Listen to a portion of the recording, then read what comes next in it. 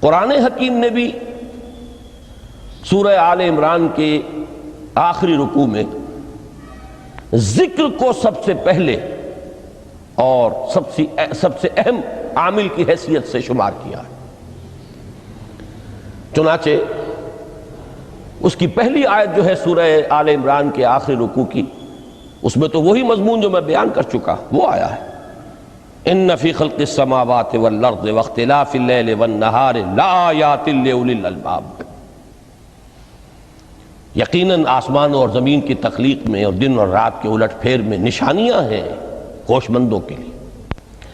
ان کے ذریعے سے انسانی شعور کے اندر وہ معرفت رب اجاگر ہوگی۔ وہ پہلا مرحلہ اس نے طے کر لیا، وہ ڈورمنٹ معرفت اب ایکٹیویٹ ہو گئی۔ اب مزید فکر کا مرحلہ ہے جو اگلی آیت میں آیا ہے، الذین یذکرون اللہ قیاما وقعودا وعلی جنوبہم ویتفکرون فی خلق السماوات والارض ربنا ما خلقت ھذا باطلا سبحانک فقنا عذاب النار۔ یعنی تفکر جو ہے ویتفکرون فی خلق السماوات والارض، وہ تفکر کرتے ہیں، غور و فکر کرتے ہیں آسمان اور زمین کی تخلیق میں، لیکن اس تفکر کے ساتھ لازماً ذکر اور ذکر مدام، ذکر بھی وہ کہ جو مستقل ہو، ہر حالت میں ہو۔ الذین یذکرون اللہ قیاما وقعودا وعلی جنوبہم، وہ لوگ کہ جو اللہ کو یاد رکھتے ہیں، اللہ کا ذکر کرتے ہیں، کھڑے ہوئے بھی، بیٹھے ہوئے بھی، اور اپنے پہلوؤں کے بل یعنی لیٹے ہوئے بھی۔ اب ان تین کے سوا تو کوئی پوزیشن انسان کی نہیں ہے، اسی کا نام ہے دوام ذکر۔ اور اس کے ساتھ اگر وہ تفکر کرتے ہیں تو ان کا فکر اگلی منزل تک پہنچتا ہے۔ تو پہلی شے تھی فکر انسانی کی صحیح رخ پر مزید پیش قدمی اور پیش رفت، اور اس کے لیے لازم ہے ذکر و فکر کا امتزاج۔ دوسری چیز کو لیجئے عمل کی درستی۔ اس عمل کی درستی کے لیے اللہ تعالیٰ کے ساتھ ایک گہرے تعلق کی ضرورت ہے، اس لیے کہ صبر کی بحث میں یہ مضامین شاید آپ کے سامنے آ گئے ہوں کہ صبر، جہاں مصیبت پر صبر ہوتا ہے، تکلیف پر صبر ہوتا ہے، اللہ کے احکام پر جمنا یہ بھی صبر ہے، نفس کی خواہشات کی باغ کو تھام کر رکھنا، کھینچ کر رکھنا یہ بھی صبر ہے، اور استقامت کسی شے پر قائم رہنا یہ بھی صبر ہے۔ تو عمل صحیح پر استقامت کے لیے وَاصْبِرْ وَمَا صَبْرُكَ إِلَّا بِاللَّهِ، اس صبر کی سب سے اہم جو بنیاد ہے، اس کا جو سب سے بڑا ذریعہ ہے، اس کا جو سب سے بڑا سہارا ہے، وَمَا صَبْرُكَ إِلَّا بِاللَّهِ، اس کے لیے ضرورت ہے ایک گہرے تعلق کی کہ اللہ کے ساتھ ایک ایسا تعلق برقرار رہے جو نہ صرف گہرا ہو بلکہ دائم و قائم، مسلسل۔ ذرا ذہول ہوگا، تعلق مع اللہ میں ذرا کمی آئے گی، شیطان کا وار کاری ہو جائے گا۔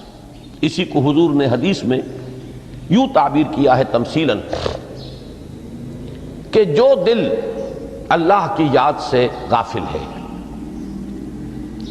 اس پر فارسی کا وہ مقولہ بھی ہے کہ خانہ خالی را دیو می گیرت، گھر خالی رہے تو جنات اس پر دیو جو ہے آ کر قبضہ جما لیتے ہیں۔ تو خانہ قلب جو ہے اگر یاد خدا بندی سے خالی ہو گیا تو شیطان ابلیس لعین اپنی تھوتنی ٹکا دیتا ہے۔ یہ لفظ آتا ہے سور کے منہ کے لیے تھوتنی، جس طرح اس کا نکلا ہوا سا منہ ہوتا ہے آگے، تو یہ لفظ استعمال کیا گیا کہ وہ اپنی تھوتنی انسان کے دل پر جما کر اور پھونکے مارنی شروع کر دیتا ہے۔ تو شیطان کو موقع ہی تب ملتا ہے جب انسان کے تعلق مع اللہ کے اندر کمی ہو، وہ خانہ بالکل خالی ہو گیا ہو یا اتنا ضعیف ہو گیا ہو کہ کل عدم ہو جائے، گویا کہ نہیں۔ تیسری چیز کی طرف آئیے روحانی ترقی، روحانی ترقی کے لیے میں ایک اصطلاح کے سامنے لا رہا ہوں، اس سے مراد کیا ہے؟ روحانی ترقی کے لیے ہماری دینی اصطلاح ہے تقرب الی اللہ، اللہ سے قریب تر ہوتے چلے جانا۔ اس پر میرا ایک کتابچہ بھی ہے، تقرب الی اللہ کے 2 مدارج، 2 درجے، جو در حقیقت ایک حدیث نبوی علیہ الصلاۃ والسلام ہی پر مبنی ہے کہ حضور نے ایک درجہ قرار دیا ہے تقرب بالفرائض، فرائض کے ذریعے سے انسان اللہ کا قرب حاصل کرے۔ ایک ہے تقرب بالنوافل، نوافل کے ذریعے سے اللہ کا قرب حاصل کرے۔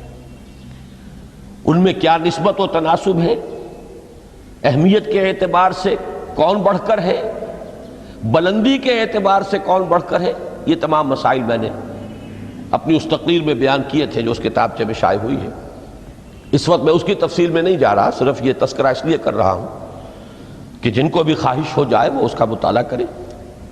ہماری اس وقت کی گفتگو سے وہ کتابچہ اس جگہ پر منسلک ہوگا۔ تو تقرب الی اللہ، یہ تقرب کوئی فزیکل فینومینن نہیں ہے، جسمانی یا مادی مسئلہ نہیں ہے۔ اللہ سے قرب یہ نہیں ہے کہ کوئی کروڑوں میل کا فاصلہ ہے، اب ہمیں کوئی رسی پر چڑھنا ہے اوپر بڑی محنت اور مشقت سے۔ فصل تو ہے ہی نہیں، فاصلہ ہے ہی نہیں، بعد ہے ہی نہیں۔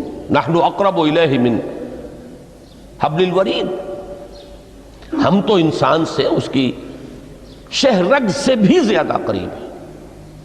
ہوا معکم اینما کنتم، وہ تو تمہارے ساتھ ہی ہوتا ہے جہاں کہیں بھی تم ہو، بس صرف یہ کہ تمہاری توجہ نہیں ہوتی، تم اور چیزوں میں مشغول و مصروف رہتے ہو، تم ہماری طرف دھیان ہی نہیں دیتے، تم ہماری طرف متوجہ ہی نہیں ہوتے۔ ہم تو مائل بے کرم ہے، کوئی سائل ہی نہیں، راہ دکھلائیں کسے رہنو منزل ہی نہیں۔ انسان جب متوجہ ہو جاتا ہے اور بڑھتا ہے، آگے پیش قدمی کرتا ہے روحانی اعتبار سے، تو یہ ہے در حقیقت تقرب الی اللہ، اور اسی کو ہم کہیں گے روحانی ترقی۔ اب ان 3 چیزوں کو اگر آپ نے ذہن میں جما لیا، پھر میری بات کی ترتیب اس کو ذہن میں قائم کیجئے۔ ہم چلے کہاں سے؟ کہ دین کے ساتھ اصل مناسبت فلسفے کی نہیں، حکمت کی۔ نمبر 2، حکمت قرآنی کا پہلا اور اہم ترین اور بنیادی مسئلہ معرفت رب کا حصول ہے۔ اس کا نتیجہ شکر خداوندی ہے، اس کا ذریعہ آیات آفاقی، آیات انفسی، اور سب سے بڑھ کر آیات قرآنیہ ہیں جو الذکر ہے، جو تذکرہ ہے، جو ذکرہ ہے۔ لیکن اس پہلے مرحلے کو اگر کوئی انسان بفضل ہی تعالی، اللہ کے فضل و کرم سے طے کر لے، اب اس کے سامنے 3 مسئلے ہیں۔ فکر کی مزید پیش رفت، مزید پیش قدمی صحیح رخ پر، اس کے لیے ذکر اور فکر دونوں کا امتزاج لازمی ہے۔ فقر قرآن اختلاط ذکر و فکر۔ الذین یذکرون اللہ قیاما وقعودا وعلی جنوبہم ویتفکرون فی خلق السماوات والارض۔ دوسری شے عمل کا درست رہنا، نہ افراط و تفریط ہو، عدم توازن ہو، نہ انسان نفس سے مغلوب ہو جائے، نہ انسان جذبات کی رو میں اندھا ہو جائے، نہ انسان ماحول سے مرعوب ہو کر متاثر ہو جائے، صحیح رخ پر اس کا عمل۔ نمبر 3، روحانی ترقی، جو اصل حاصل ہے، جو اصل مقصود ہے۔ نمبر 2 چیز کے لیے تعلق مع اللہ ضروری، نمبر 3 کے لیے تقرب الی اللہ ضروری۔ اب غور کیجئے، ان تینوں چیزوں کا بڑا گہرا تعلق ہے نماز کے ساتھ۔ ان تینوں کے لیے ستون کی حیثیت نماز کو ہے۔ لہذا ایمان کے بعد یا معرفت رب کے بعد حکمت دین کا اہم ترین مسئلہ نماز، صلاۃ۔ اس لیے کہ ایک طرف یہ انسان کو اللہ کے ساتھ ایک گہرے تعلق کا ذریعہ فراہم کرتی ہے، اپنے تمام مصروفیات میں سے ان مشغولیتوں میں جن میں گم ہونے کا خدشہ ہوتا ہے، نکلو۔ 24 گھنٹے کے معمولات میں سے کم 5 مرتبہ تو لازماً نکلو، اور اپنے آپ کو ذرا، اپنے حواس کو بھی، اپنی باطنی کیفیات کو بھی ذرا تازہ کرو۔ اگر کوئی گندگی، نجاست، کسی طرح کی ناپاکی کا کوئی معاملہ ہے، طہارت حاصل کرو۔ طہارت سے تمہارے اندر روح کو بھی بالیدگی ہوگی، تمہارے حواس بھی تازہ ہوں گے، تم گویا کہ بحیثیت کل تمہاری ہستی چاق و چوبند ہو جائے گی۔ وہ کسل، وہ سستیاں، وہ جو ایک کثافتیں ہوتی ہیں، ان سب سے نجات حاصل کرو، اور اب اپنے رب کے حضور میں کھڑے ہو جاؤ، اس کے ساتھ اپنا عہد بھی تازہ کرو، اس کی اہم صفات کو بھی اپنے ذہن میں پھر مستحضر کرو۔ یہی وجہ ہے، دیکھیے میں نے جو آیات آپ کو شروع میں سنائی تھی، سورہ لقمان کی 2 آیتیں، پہلی آیت میں اس کا ترجمہ کر چکا، دوسری آیت وَلَقَدْ وَإِذْ قَالَ لُقْمَانُ لِابْنِهِ وَهُوَ يَعِظُهُ يَا بُنَيَّ لَا تُشْرِكْ بِاللَّهِ إِنَّ الشِّرْكَ لَظُلْمٌ عَظِيمٌ۔ اس کے بعد درمیان میں کچھ مضمون آ کر پھر وہ آیہ مبارکہ آئی، یا بنی اقم الصلاۃ وامر بالمعروف وانہ عن المنکر واصبر علی ما اصابک۔ گویا کہ اہم ترین چیز، بنیادی ترین چیز، اللہ کو محض پہچان لینا کافی نہیں ہے، یاد رکھنا ضروری ہے۔ اللہ یاد رہے گا تو فکر صحیح آگے بڑھے گا، اللہ یاد رہے گا اور اس کے ساتھ ایک گہرا تعلق جو ہے برقرار رہے گا تو عمل درست رہے گا۔ بالکل یہی بات سورہ طٰہٰ میں جو پہلی وحی حضرت موسیٰ علیہ السلام پر ہوئی، اور پہلا مخاطبہ ہے، چونکہ حضرت موسیٰ کو یہ انبیاء کرام کے مقدس گروہ میں ایک امتیازی حیثیت حاصل ہے کہ ان سے براہ راست گفتگو ہوئی ہے، اگرچہ صرف ایک پردہ تھا، اوٹ من ورائے حجاب گفتگو ہوئی ہے، لیکن یہ کہ کوئی فرشتے کا درمیانی جو ہے وہ لنک نہیں تھا، براہ راست اللہ تعالیٰ نے حضرت موسیٰ علیہ السلام سے کلام فرمایا۔ کلم اللہ موسیٰ تکلیما، موسیٰ سے تو اللہ نے کلام فرمایا جیسے کہ کلام کیا جاتا ہے۔ تو پہلا مخاطبہ ہے، یہ پہلا مکالمہ ہے، پہلی وحی کہیے، اسی میں یہ الفاظ بھی موجود ہیں، اننی انا اللہ لا الہ الا انا فاعبدنی واقم الصلاۃ لذکری۔ یہ گویا کہ حکمت قرآنی کا ایک بہت بڑا خزانہ ہے یہ آیت مبارکہ، کہ خود حضرت موسیٰ علیہ السلام کو جو ہدایت دی جا رہی ہے، میں ہوں، میں اللہ، اننی انا اللہ لا الہ الا انا، میرے سوا کوئی معبود نہیں، فاعبدنی، بس میری بندگی، میری عبادت، میری پرستش، میری محبت، اس کو اختیار کرو۔ وَأَقِمِ الصَّلَاةَ لِذِكْرِي، اور نماز کو قائم رکھو میری یاد کے لیے۔ بلکہ اسی سلسلہ کلام میں آگے چل کر سورہ طٰہٰ میں آتا ہے، کافی گفت و شنید کے بعد جب حضرت موسیٰ نے کچھ معذرت بھی کی، کچھ دعائیں بھی کی، اللہ نے ایک دعا قبول بھی کی کہ ان کے بھائی کو بھی شریک کر دیا، حضرت ہارون کو بھی۔ اس کے بعد پھر جب فرمایا کہ اب جاؤ فرعون کی طرف، تو اس میں فرمایا وَلَا تَنِيَا فِي ذِكْرِي، اور دیکھنا یہ جو عظیم مشن تمہارے کندھے پر آ گیا ہے، بڑا بھاری اور کٹھن ایک فرض ہے جو تم پر عائد ہو گیا ہے، اس کے لیے سب سے بڑی تمہارے پاس جو قوت کا ذریعہ ہے وہ نماز ہے۔ اقیم فلا تنیا عن ذکری، میری یاد میں کبھی غفلت نہ کرنا، اس میں کبھی کوئی کمی نہ آنے دینا۔ جیسا کہ میں نے عرض کیا تھا کہ جیسے ہی وہ تعلق جو ہے کمزور پڑتا ہے یا منقطع ہو جائے معاذ اللہ، تو پھر انسان گویا کہ شیطان کے لیے ایک لقمہ تر بن جاتا ہے۔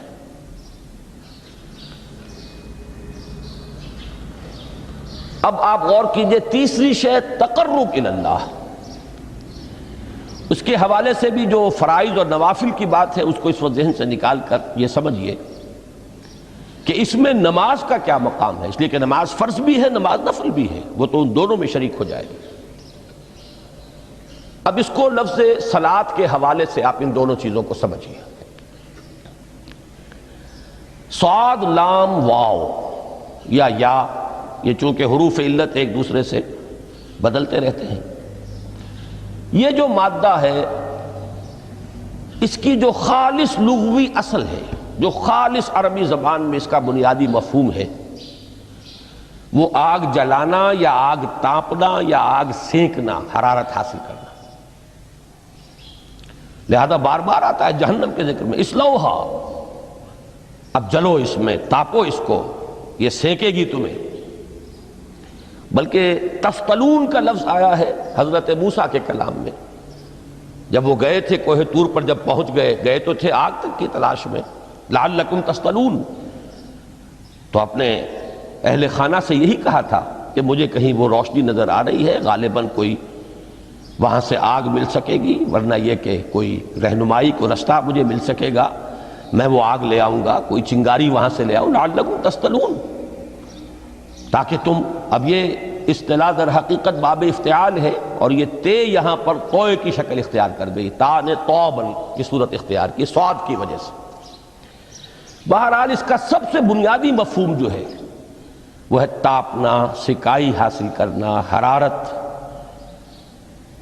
اس کے حوالے سے سمجھ لیجئے کہ سب سے بنیادی تعلق اس کا جو ہے وہ روح کے ساتھ ہے۔ روح میں محبت خداوندی کی آگ اگر ٹھنڈی پڑ گئی ہو، اگر محبت خداوندی کی حرارت میں کمی ہو رہی ہو، تو اس کو اثر نو، جس کو کہ میں آج سوچ رہا تھا تو ایک لفظ ذہن میں آیا کہ جیسے بیٹری اس کو ریچارج کیا جاتا ہے، اسی طریقے سے روح کے اندر محبت خداوندی کی اس حرارت کو اثر نو تازہ کرنا، یہ ہے در حقیقت نماز کا اصل مقصد۔ اس لیے کہ اس لفظ کا بنیادی مفہوم، اصل لغوی مفہوم تو یہ، اگرچہ اس کا سب سے زیادہ کثرت سے جو استعمال ہوتا ہے، اور لفظ صلاۃ جس سے در حقیقت جس تصور پر مبنی ہے وہ ہے اقدام، کسی کی طرف متوجہ ہونا اور پھر دعا۔ صلاۃ کا سب سے قریبی مفہوم لفظی جب بیان کیا جائے گا، اس سے مراد، اس کے معنی، تو دعا اس میں اہم ترین ہے۔ کسی کی طرف توجہ کرنا، مناجات کرنا، گفتگو کرنا، مخاطبہ، مکالمہ، دعا، یہ در حقیقت صلاۃ کا سب سے بڑا اصطلاحی مفہوم ہے۔ لیکن جو اس کا مادہ ہے، صاد لام واو یا صاد لام یا، اس کا اصل مفہوم جو ہے وہ تاپنا، حرارت حاصل کرنا۔ تو ان دونوں کے حوالے سے عرض کر رہا ہوں، وہ تاپنا اور حرارت حاصل کرنا وہ ہے روح کے اعتبار سے۔ وہ جو کہا اقبال نے کہ بجھی عشق کی آگ اندھیر ہے، مسلمان نہیں راہ کا ڈھیر۔ یہ عشق کی آگ جب بجھ جاتی ہے، در حقیقت یہی تو انسان کی روحانی موت ہے۔ جب یہ نہ رہے تو چاہے منطق میں بہت انسان ماہر ہو، مجھے اقبال کا ایک شعر یاد آیا، تقابل کرتے ہوئے ایک انسان محکوم اور ایک انسان حر، آزاد انسان، ان کی نفسیات میں جو بنیادی فرق علامہ اقبال نے مختلف مواقع پر بیان کیے ہیں۔ محکوم ہے بیگانہ اخلاص و مروت، ہر چند کے منطق کی دلیلوں میں ہے چالاک۔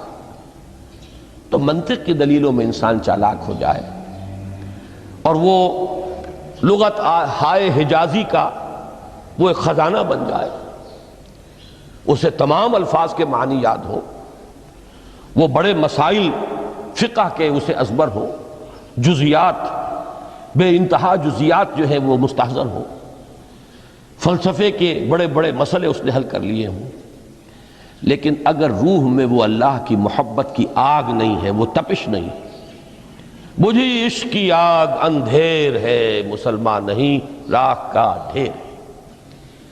اسی کے حوالے سے آج مجھے یاد آیا تھا کہ وہ جو بڑی سادہ سی ایک نظم ہے، اللہ تعالیٰ سے دعا، یا رب دل مسلم کو وہ زندہ تمنا دے، اس میں بھی جو الفاظ آئے ہیں جو روح کو گرما دے اور قلب کو تڑپا دے، یہ ہے اصل جو مقصود ہے نماز کا۔ اور یہی وہ چیز ہے جیسا کہ میں نے عرض کیا تھا کہ نگاہوں سے اوجھل، یہ پہلو سامنے ہے ہی نہیں۔ دوسرا پہلو سامنے ہے اور وہ بھی میرے نزدیک بہت اہم ہے، بہت بنیادی ہے، اس میں کوئی شک نہیں، لیکن یہ ہے بلند ترین منزل کہ تقرب الی اللہ، اس کے لیے در حقیقت یہ کس لیے درکار ہے؟ روح کے اندر عشق کی حرارت اور گرمی تازہ ہو جائے۔ بسا اوقات یہ اندر دب جاتی ہے، جیسے انگارہ ہوتا ہے آگ کا، اس کے اوپر خاک اور راکھ آ جاتی ہے، اندر کچھ ہوتی ہے۔ آگ دبی ہوئی سمجھ، آگ بجھی ہوئی نہ جان، اس دبی ہوئی آگ کو پھر ایک شعلہ بنانا، پھر اس کے اندر ایک حیات تازہ پیدا کرنا، یہ ہے نماز کا اہم ترین اور بلند ترین مقصد۔ لیکن اس کے ساتھ ہی اس نماز میں ذکر ہونا، اس کا یہ ذکر ہے، اور ذکر کی جب میں فہرست بیان کیا کرتا ہوں بہت سے حضرات کے سامنے ہوگا کہ ذکر کا در حقیقت مفہوم ہے استحضار اللہ فی القلب۔ ہمارے ہاں غلطی سے جو ذرائع ذکر ہیں انہیں ذکر قرار دے دیا گیا ہے۔ نماز ذکر نہیں ہے، نماز ذکر کا ذریعہ ہے۔ اقیم الصلاۃ لذکری، نماز قائم کرو میرے ذکر کے لیے۔ یہ اللہ اللہ کہنا یا ادعیہ معصورہ جو حضور صلی اللہ علیہ وسلم کی مسنون دعائیں ہیں، انہیں اپنے تمام معمولات دنیاوی کے ساتھ ساتھ ان دعاؤں کو بھی انسان پڑھتا رہے، اللہ سے دعا کرتا رہے، یہ تمام ذرائع ذکر ہیں۔ سبحان اللہ الحمدللہ الحمدللہ، اس کا آپ ورد کیجئے، یہ بھی ذریعہ ذکر ہے۔ حقیقت میں ذکر ہے استحضار اللہ فی القلب، اللہ کو دل میں لے آنا، اللہ کو دل میں حاضر کر لینا، اصل میں تو ترجمہ ہوگا، لیکن حاضر جاننا، یہ کیفیت جو ہے انسان کو حاصل ہو جائے۔ اب اس کے حوالے سے ذرا بات سمجھیے کہ ایک تو میں عرض کر چکا ہوں مجسم ذکر تو قرآن ہے، لہذا ذکر کی فہرست جب آپ کریں گے ذرائع ذکر تو ان میں سب سے پہلے قرآن آئے گا، اس لیے کہ وہ ہماری حکمت کے پہلے مسئلے کو حل کر رہا ہے، بنیادی مسئلہ، اہم ترین مسئلہ۔ دوسرے نمبر پر ذکر جو ہے، اب اس کے لیے کچھ اصطلاحات جو میرے مختلف دروس میں شاید آپ کے سامنے بعد میں آئیں یا پہلی آ چکی ہوں، ان کے حوالے سے میری بات سمجھیے۔ ایک ذکر غیابی ہے، تھرڈ پرسن میں، صیغہ غائب میں اللہ کی یاد کرنا، اللہ اکبر اللہ اکبر اللہ اکبر۔ اب یہ اللہ اکبر جو ہے یہ جملہ اسمیہ خبریہ ہے، ایک حقیقت کی تکرار آپ کر رہے ہیں، اللہ سب سے بڑا ہے، اللہ سب سے بڑا ہے، سبحان اللہ سبحان اللہ سبحان اللہ۔ یہ در حقیقت ذکر غیابی ہے کہ آپ اس میں مخاطب نہیں ہیں اللہ سے، ایک ذکر خطابی کہیں یا ذکر حضوری کہیں، جس میں مکالمہ ہوتا ہے، جس میں گفتگو ہوتی ہے۔ تو نماز در حقیقت ذکر حضوری اور ذکر خطابی کی بلند ترین شکل ہے۔ اس لیے میں نے عرض کیا تھا کہ نماز کے لفظ یا صلاۃ کے لفظ، یہ اصطلاحی معنی جو اکثر و بیشتر کیے جاتے ہیں وہ ہے دعا، اور دعا میں ہوتا کیا ہے؟ مکالمہ ہے، مخاطب، اے اللہ، اے میرے رب، اے پروردگار۔ پھر یہ کہ اس میں اقدام اور کسی کی طرف متوجہ ہونا، یہی وجہ ہے کہ افتتاح صلاۃ، نماز کو شروع کرنے کے لیے ایک تو وہ الفاظ جو قرآن مجید میں آئے ہیں، انی وجہت وجہی للذی فطر السماوات والارض حنیفا وما انا من المشرکین، یہ ہے توجہ کا ارتکاز، بشرطے کہ یہ صرف الفاظ ہی نہ نکل رہے ہوں، واقعتاً یہ تعبیر ہو اس وقت کی انسان کی نفسیاتی کیفیت کی، کہ شعوری طور پر وہ فیصلہ کرتا ہے کہ اب میں منقطع ہو رہا ہوں، ہر چہار طرف سے اپنی توجہ کو ہٹا کر، ہر مسئلے سے اپنے آپ کو خالی و ذہن کر کے یعنی ظاہری اور باطنی دونوں اعتبار سے میں اپنی توجہ کا ارتکاز کر رہا ہوں اس ذات کی طرف جس نے آسمانوں اور زمین کو پیدا کیا، اور بالکل یکسو ہو کر رہا ہوں۔ انی وجہت وجہی للذی فطر السماوات والارض حنیفا وما انا من المشرکین۔ اور دوسری وہ جو دعا جس سے ہم افتتاح کرتے ہیں اپنی نماز کا، دیکھیں اس میں خطاب کا کس قدر اہتمام، وہاں سبحان اللہ نہیں ہے، سبحانک اللہم، پاک ہے تو اے رب ہمارے، وبحمدک وتبارک اسمک وتعالی جدک۔ اب آپ غور کر رہے ہیں، یہ ہے تخاطب، براہ راست مخاطب ہونا شروع ہو رہی ہے۔ تو سب سے پہلی بات تو یہ ہوئی کہ ذکر کی ایک شکل ہے ذکر غیابی، دوسری ذکر حضوری، اور ذکر حضوری یا ذکر خطابی کی بلند ترین منزل، بلند ترین اس کا ذریعہ نماز۔ اس کو ایک پہلو سے اور سمجھ لیجئے، سورہ فاتحہ جب پھر ہم پڑھتے ہیں جسے الصلاۃ کہا گیا ہے، جو لب لباب ہے، خلاصہ ہے، اس میں پھر تدریجاً غیاب سے حضور کی طرف پیش قدمی ہوتی ہے۔ الحمدللہ رب العالمین الرحمن الرحیم مالک یوم الدین، یہ ذکر غیابی ہے، اس میں ابھی خطاب نہیں آیا، یہ وہی جملہ اسمیہ ہے۔ کل تعریف اس اللہ کے لیے ہے جو تمام جہانوں کا پروردگار ہے، مالک ہے، جو رحمان ہے، رحیم ہے، جزا و سزا کے دن کا مختار و مالک ہے۔ اب یہ غیاب سے حضور کی طرف، ایاک نعبد و ایاک نستعین اہدنا الصراط المستقیم، یہ ہے وہ۔ اب پہلے ایک معاہدہ ہے، ایک اقرار ہے، اعتراف ہے، وعدہ ہے، اور پھر دعا ہے، استدعا ہے کہ حضور نے فرمایا، یقول اللہ تعالی، اللہ یہ فرماتا ہے، اسی لیے اس کو حدیث قدسی کہیں گے۔ قسمت الصلاۃ بینی و بین عبدی نصفین، میں نے نماز کو اپنے اور اپنے بندے کے مابین آدھا آدھا تقسیم کر دیا ہے۔ اب یہاں تک تو جملہ ہے اللہ کا، یہ ہے حدیث قدسی۔ اب آگے جو ہے نریشن اس کی جو ہے حضور صلی اللہ علیہ وسلم کی جانب سے ہے، یعنی خبر دے رہے ہیں وہ اللہ کی طرف سے ہی۔ ویسے تو تمام احادیث ہی گویا کہ ہم سمجھتے ہیں انسپائرڈ تو اللہ کی طرف سے ہی ہے، لیکن یہ کہ جہاں صراحت ہو کہ اللہ کہتا ہے وہ حدیث قدسی ہے۔ تو یقول اللہ تعالی قسمت الصلاۃ بینی و بین عبدی نصفین، یہاں تک تو حدیث قدسی ہے۔ اب دوسری عام حدیث ہے، اذا قال العبد الحمد للہ رب العالمین یقول اللہ تعالی حمدنی عبدی، جب بندہ کہتا ہے الحمدللہ رب العالمین، پروردگار کہتا ہے میرے بندے نے میری حمد کی۔ جب بندہ کہتا ہے الرحمن الرحیم، پروردگار فرماتا ہے اثنا علی عبدی، میرے بندے نے میری ثنا کی، بڑی تعریف کی۔ جب بندہ کہتا ہے مالک یوم الدین، اللہ فرماتا ہے مجدنی عبدی، میرے بندے نے میری بڑی بزرگی بیان کی ہے، تمجید کی ہے۔